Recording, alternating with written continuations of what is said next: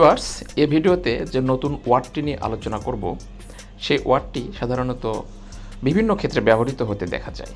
কো-মেমোরেশন। আমরা সাধারণত জানি মেমোরি, মেমোরাইজ, এগুলোর সম্বন্ধে আমরা জানি, বাট আজকে দেখব যে কো-মেমোরেশন অনেক বড় একটি ওয়ার্ড, বাট এটার তাৎপর্যপূর্ণ বাংলা আছে বা অর্থ আছে। তো শুরুতে আমরা কো-মেমোরেশন শব্দটির একটি ডেফিনেশন দেখে নিই। Commemoration means the action of making a special event or occasion with enjoyable activities like parties, ceremonies or festivals.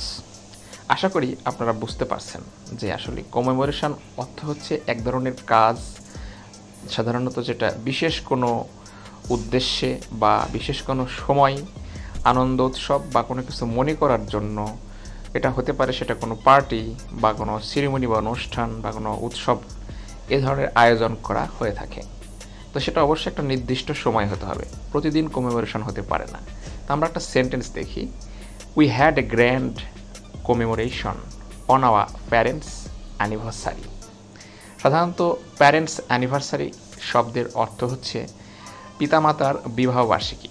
তো এটার অর্থ কী দাঁড়াচ্ছে দেখুন, we had a grand commemoration on our parents anniversary, অর্থাৎ আমাদের পিতামাতার বা মাতা পিতার বিবাহ বার্ষিকীতে আমরা একটা বড় ধরনের উদযাপন বা আয়োজন করেছিলাম, এরকমই অর্থ দাঁড়াচ্ছে। তো আপনারা যদি মনে করেন যে কমেমোরেশন শব্দটি ব্যবহার করবেন না, সিনোনিমস ব্যবহার করবেন অথবা এর অল্টারনেটিভসগুলো ব্যবহার করবেন, সেক্ষেত্রে আপনারা কমেমোরেশনের পরিবর্তে নিচের এই শব্দগুলো ব্যবহার করতে পারেন।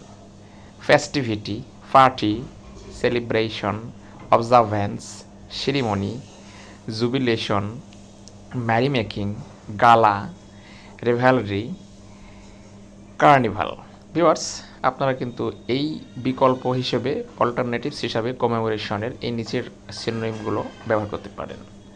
এখন প্রশ্ন হচ্ছে, কমেমোরেশন শব্দ তাহলে বাংলা কী দাঁড়ায়? কমেমোরেশন শব্দের বাংলা যখন এটা আপনি করবেন, তখন সাধারণত স্মরণ, কোনো কিছু স্মরণ বা উদযাপন, উৎসব আনন্দ, অনুষ্ঠান, স্মরণা অনুষ্ঠান বলা যেতে পারে, পার্বণ, অনুষ্ঠানে মেতে ওঠা, বিজয় উৎসব বা উল্লাস, এ ধরনের সাধারণত বাংলা কমেমোরেশন শব্দের হয়ে থাকে। তো একটা সবচেয়ে যেটা সহজ বাংলা, সেটা হচ্ছে স্মরণ অনুষ্ঠান বা উদযাপন।